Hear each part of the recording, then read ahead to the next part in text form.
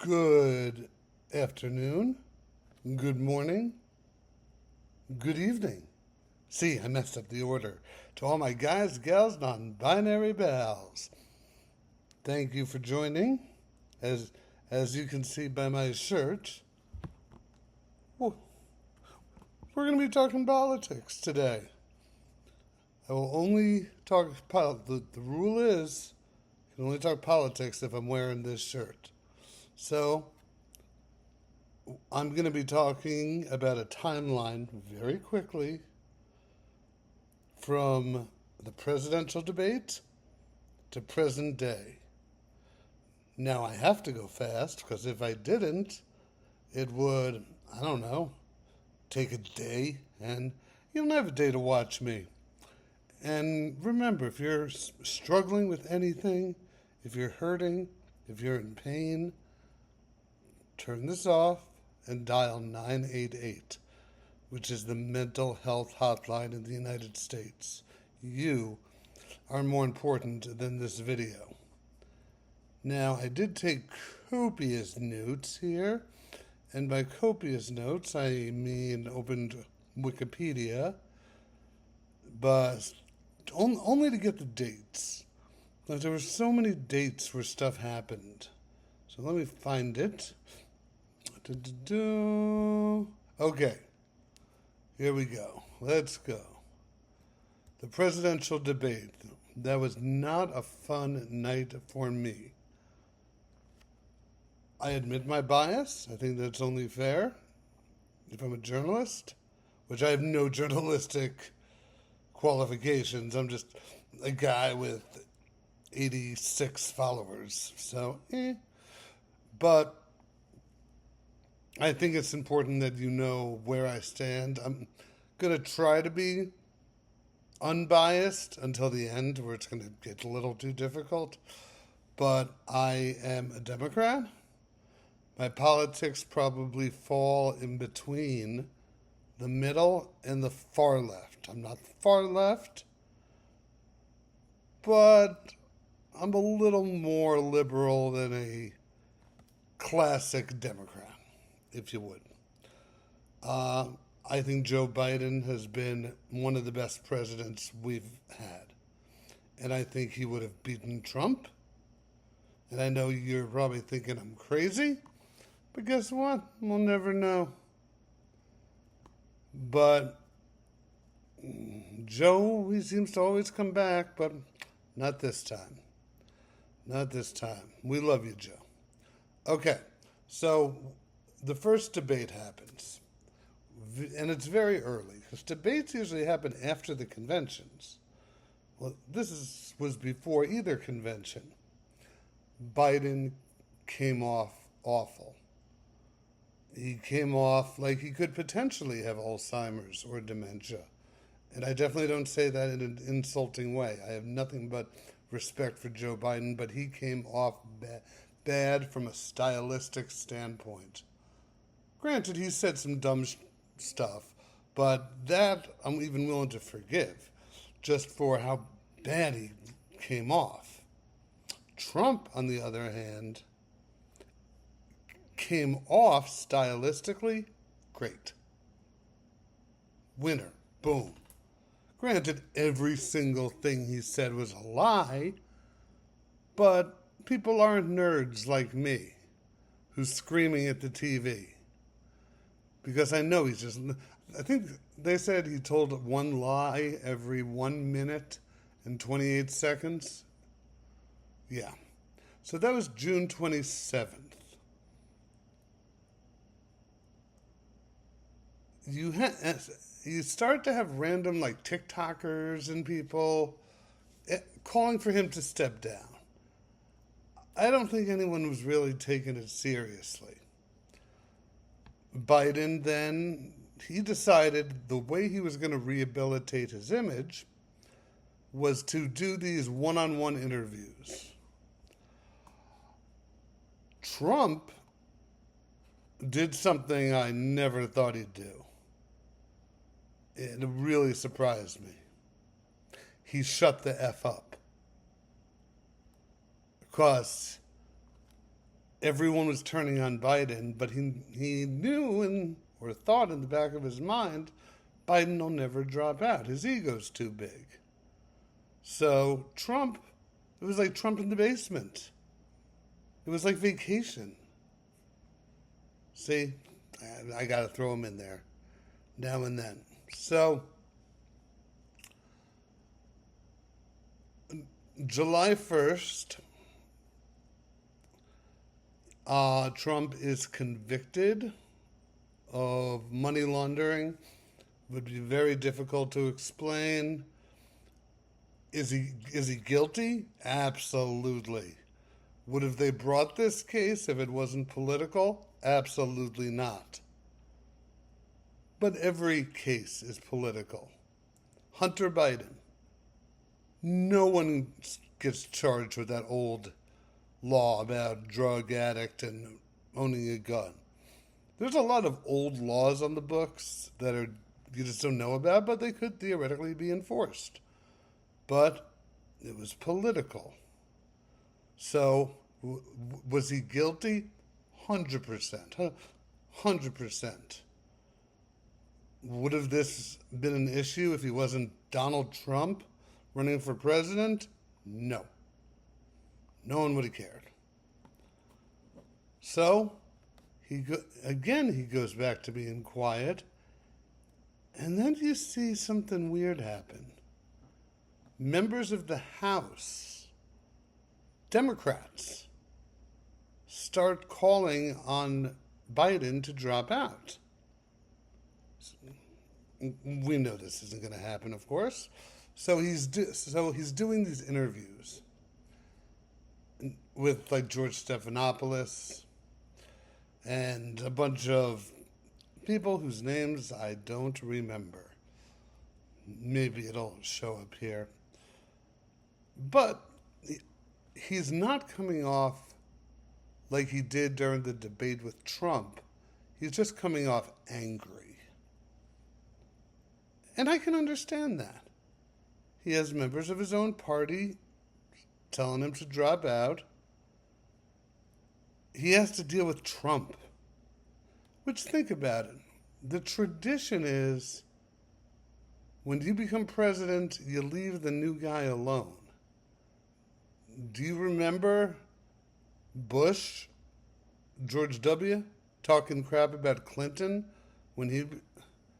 Well, that would be reverse. Do you remember Clinton talking crap about Bush when he became president? Nope. Do you remember Bush the elder talking bad about Clinton, who beat him? No. Do you remember Obama talking crap about Bush? And this is all after the elections. No. So Biden has had to deal with something that, back in the 1800s, it happened all the time. But Biden had to deal with something that modern day presidents don't. More representatives calling.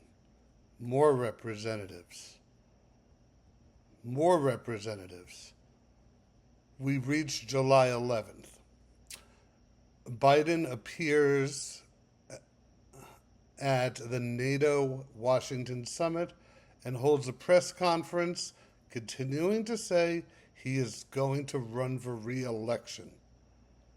Right after that speech, Representatives Hillary Schulten, Brad Schneider, Ed Case, Greg Stanton, Marie Gluskamp Perez, Jim Hines, Scott Peters, and Eric Sorensen all call on Biden to leave the race.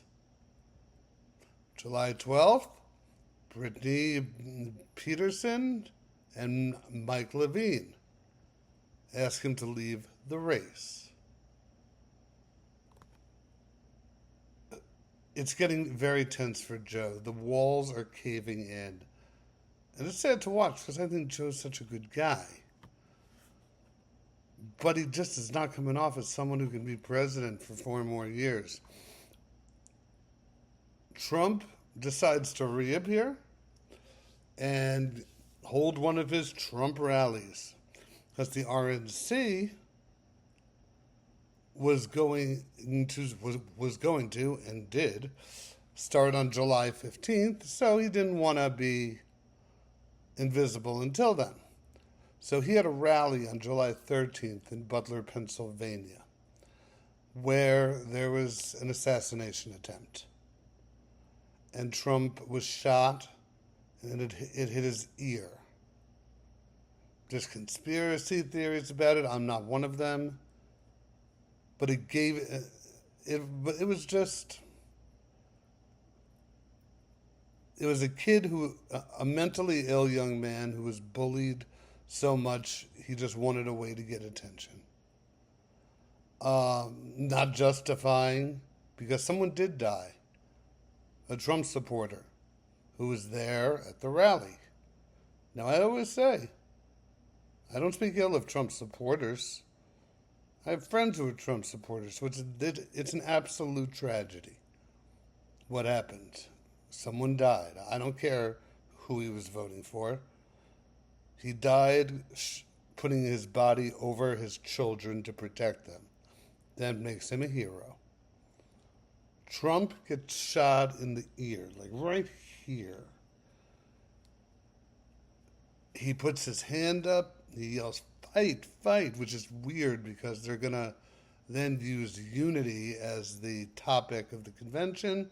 Whatever, he just got shot. He can say whatever he wants. I don't care. And in a way, he was handed a gift. Huh?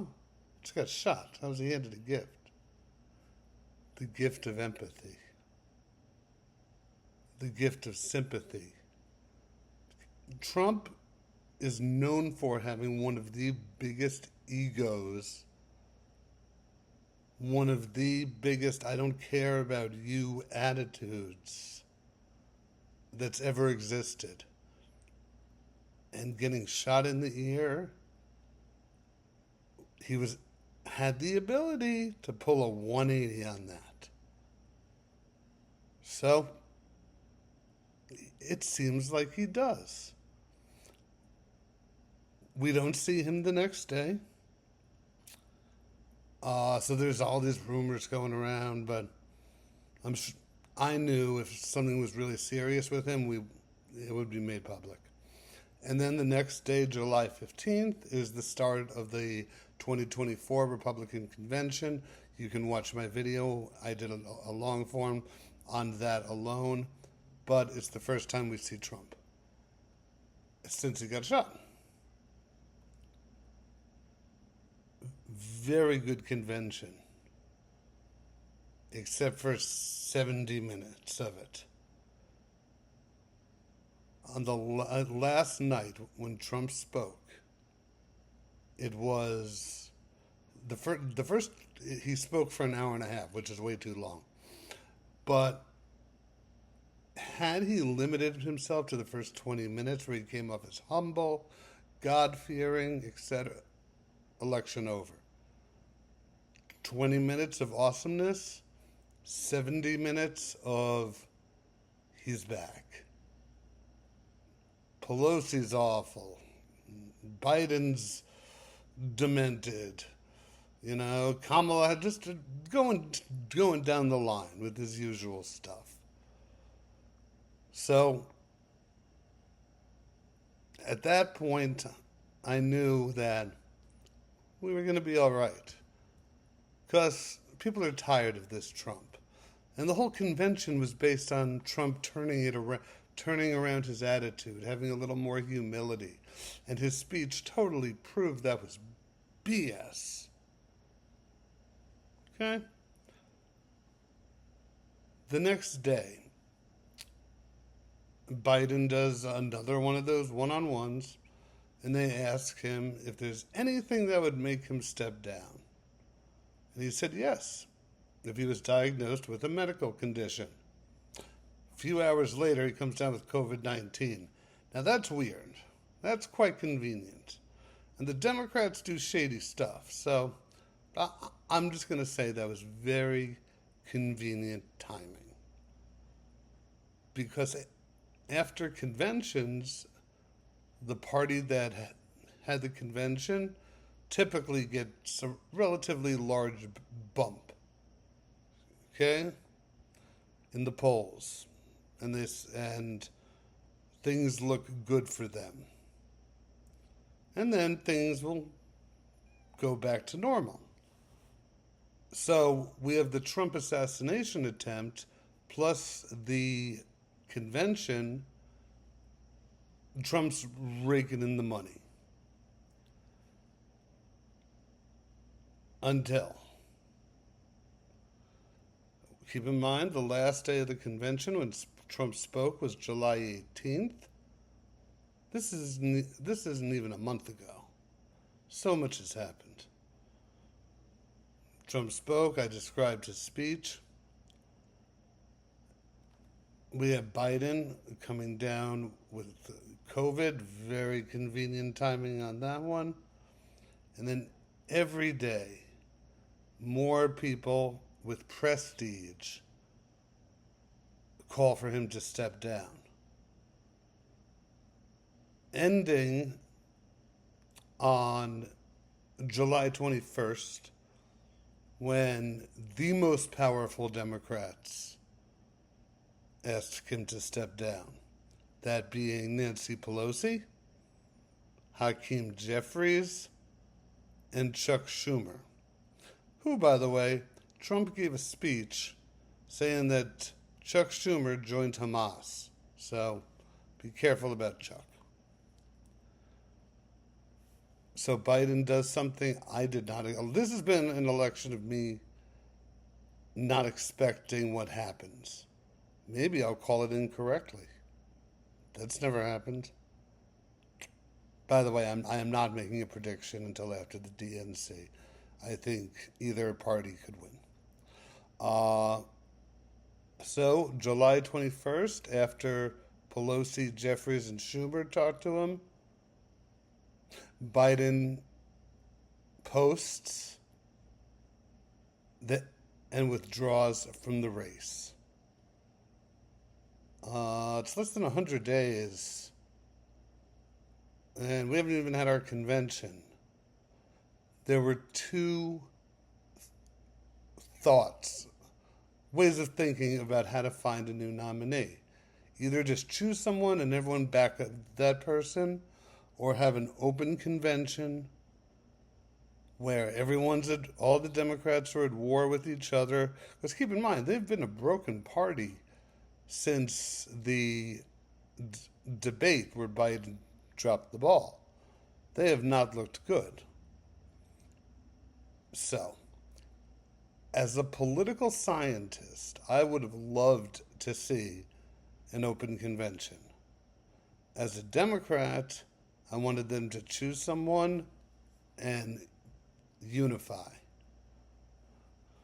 Well, number two happened at a rate that just blew my mind. It blew my mind. The vice president right now is Kamala Harris, and she announced her candidacy for president almost immediately. Which makes me wonder when Biden made the decision to step down, because now Biden has stepped down. Someone has announced their candidacy. So all the goodwill that the Republicans should be getting from Trump getting shot and them having their convention, the Democrats start stealing it. And it's like they're back. They are unified in like a day. They go from pretty much a mud bath to a 5-star spa. Everyone starts endorsing Harris. You see that there's not going to be an open convention. Biden hands over all his election funds to the Harris Victory Fund. They have multiple emergency Zoom calls. I wasn't a fan of how they broke those up. They did it like by race and gender, and I don't think we need to separate, but it happened. Okay? So she is raising money, and no one announces that they're going to give her competition. So, except for Marianne Williamson, she had run in the Fugazi Democratic primary, but has since dropped out. But she said, I'm back. Until a day later, when she didn't file the paperwork. Don't ask me, but it happened. So Trump is back. Trump is back being Trump now. Talking crap, but he just doesn't look like as good as he did. Definitely not as bad as Biden looked. Not saying that. But he's like, doesn't have that Trump vigor that we remember from 2016. Why? Because it's 8 years later and he got older. From August 1st through 5th, the Democrats have a virtual roll call. And on August 5th, which is literally 4 days ago, Kamala Harris officially becomes the presumptive nominee for the Democratic Party. Now, why do I word it like that? Because the convention hasn't happened yet. So, although she is the nominee, I've always been taught in my own personal politics, everything's presumptive until the convention because anything could happen there. But she has the delegates as of right now. If the convention were to meet right now, boom. She would get those delegates and she would be the nominee. But technically, not yet. So conversation goes to who's going to be her vice president. And it really comes down, and the first names you hear are Roy Cooper, governor of North Carolina. You hear Josh Shapiro, governor of Pennsylvania. Mark Kelly, senator from Arizona. Tim Walz, governor of Minnesota. And Gretchen Whitmer, former, I think, governor of, because she got term limited out, I believe, not because she lost.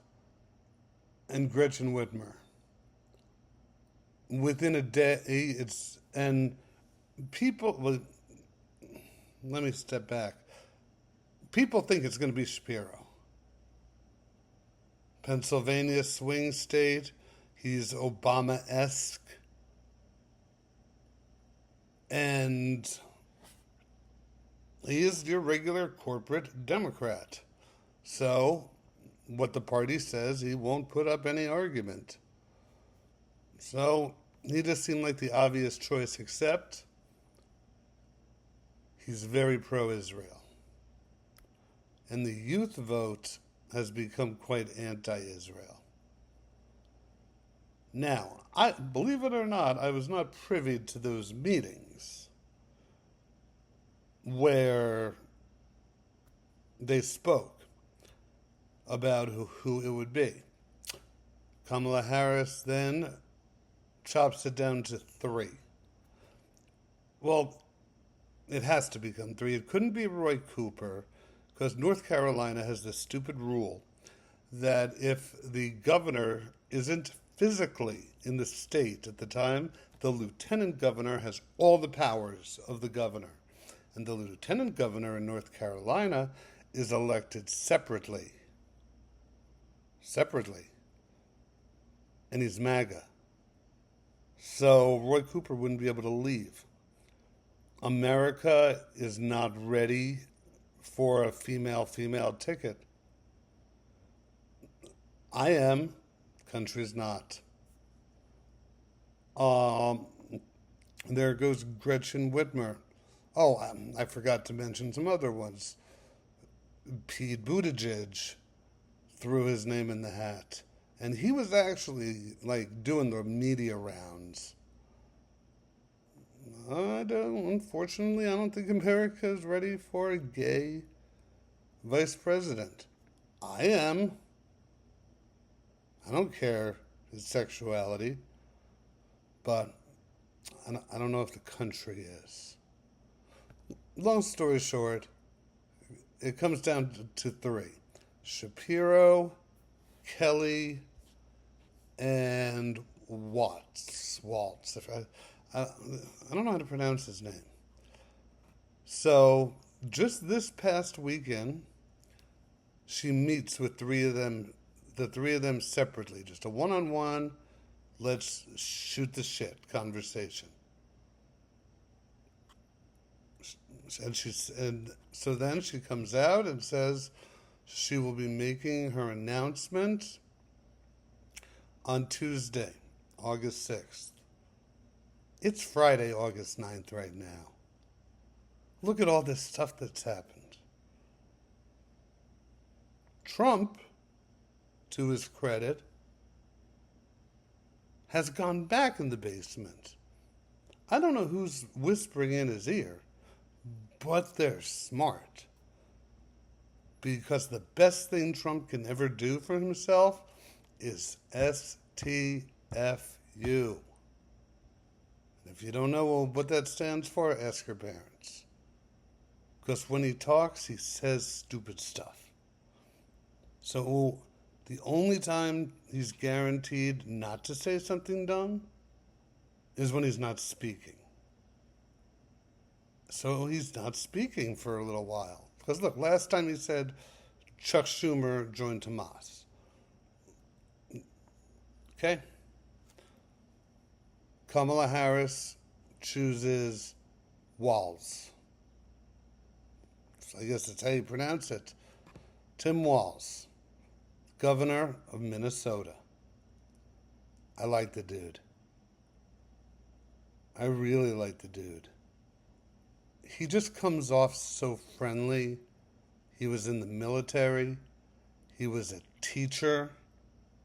He was a teacher for 20 years. He coached the football team and was head of the LGBTQ organization at the high school, although he's straight. He said they needed a place to meet and feel safe. The guy is just so good. And right now, the Republicans are trying to accuse him of stolen valor. And I don't even know what it is. I'll talk about it at some point. But they just literally made up a story. However, how I spoke poorly about the choice of J.D. Vance, this is the reverse. This man was the perfect choice. For about a week or two before this, people were calling Republicans weird. That was just the word that everyone was using. Guess who coined that word? Well, he didn't coin it, but attached it to the Republicans. Waltz. And there was this weird rumor going around, and I have to talk about it, that J.D. Vance enjoyed having intercourse with his couch. It wasn't true. Just someone made a post that if you read page 178 to 180 in his book, you'll see he likes to have sex with couches and he likes turtle, Porn. It was a gag. It was just a random person. And this could be the danger of social media. Because it wasn't in the book. And would it really take 3 pages. Yeah, 3, 178, 179, 180, to describe those 2 acts? I don't think so, unless you want to go into some graphic detail. So, Harris and Waltz are going to campaign through all the swing states. And they started in Pennsylvania, in Philadelphia. That's why, one of the reasons I think people thought it would be Shapiro, because they're starting the campaign in Pennsylvania. Now, a lot of people are saying not choosing him was anti-Semitic because of his Israel stance. Guess what? I'm Jewish, so I can talk about this stuff. It was not an anti-Semitic choice. I honestly believe she just gelled with Waltz the best. Because she said she wants a vice president who's her partner in running the country, not just someone who shakes hands with foreign dignitaries, which is pretty much what she's been doing as vice president. She wants someone more involved. So, just yesterday, they were campaigning in, Minnesota, or it wasn't Ohio, Michigan. So, she flies in on Air Force Two, and another plane comes in. Who's on this other plane? It's J.D. Vance. They were having a couch sale. I joke about the couch sale. But he starts stalking her and going to every location where she's campaigning. And it's not having the effect he wants it to, because even my Republican friends think it's creepy. He said he wants to see Air Force Two because it's going to be his in a few months. Shut up. Like Trump could pull. Sorry, there was a bug there. Trump could pull off a statement like that. You can't. Sorry. It came off really, really bad. Like he was creeping on her. And he said she was anti-Semitic. Keep in mind, she's married to a Jewish person. So she's just getting followed. And it's still going on today. And then last night, I think Trump could have potentially cost himself the election. Rewind. Trump was scheduled to debate Biden on ABC on September 10th. He backed out of it. Why? Well, the reason he gave was he's scheduled to debate Biden. Biden's not there anymore. The rules are different. That's what he said. What do I say? He's chicken shit and scared to debate her because she knows she will whip him all over. But this is making Trump look really bad. Because what I just said about him looking fearful was an opinion that most people shared. And keep in mind, Kamala Harris is just bringing in money, and now with her new VP, she's bringing in more money and more money and more money and more, and like the Democratic Party is more unified than I had ever seen it. Keep in mind, just a week earlier, it was more disunified than I had ever seen it. All the donors who stopped donating because they didn't want to donate to Biden, they opened the war chest again. But this speech Trump gave, it was really bad. And it wasn't bad like it was all Trump being nasty, blah, blah. We're used to that. It was low energy, and he looks like some things he didn't know what he was talking about. A few examples. They asked him about Josh Shapiro. And if you were to watch it, he gave just insults like, he's really dumb or stuff like that. Very generic insults. I don't think he knows who he is. I don't think Trump knows who Josh Shapiro is. He said that his speech on January 6th was bigger than Martin Luther King's Million Man March. First thing I should like to point out, Martin Luther King didn't have a Million Man March. Louis Farrakhan did. Secondly, Trump spent a lot of time describing how they took place in the same location. They did not. His speech that incited a riot happened in front of the White House. What I think he was referring to, Martin Luther King's speech by the Lincoln Memorial,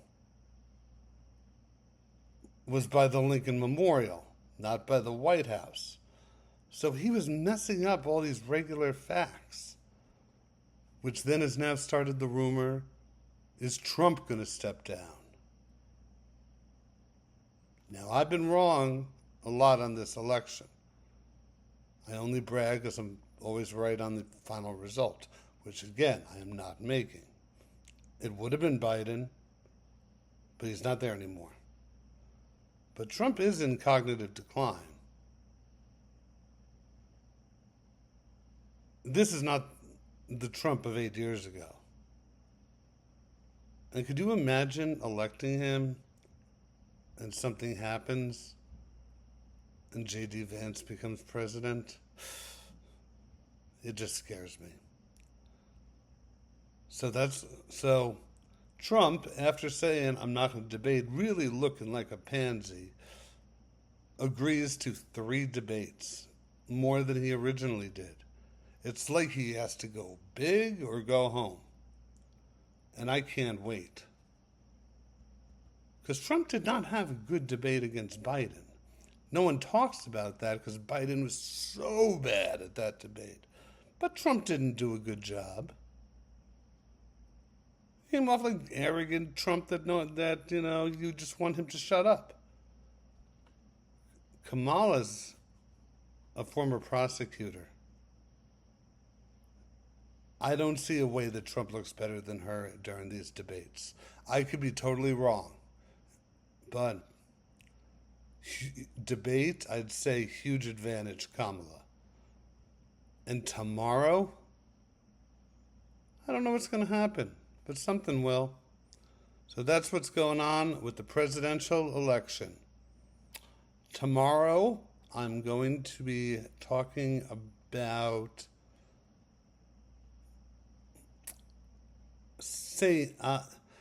either what's going on with me, I forgot the order, or sayings in the U.S. or that people mess up all the time. I may go that one because there's some intense stuff going on, and this is an escape from it. But so I might wait till Sunday to talk about me personally. Either way, love you all. Like and subscribe. If you have any questions, I'm here for you. One love.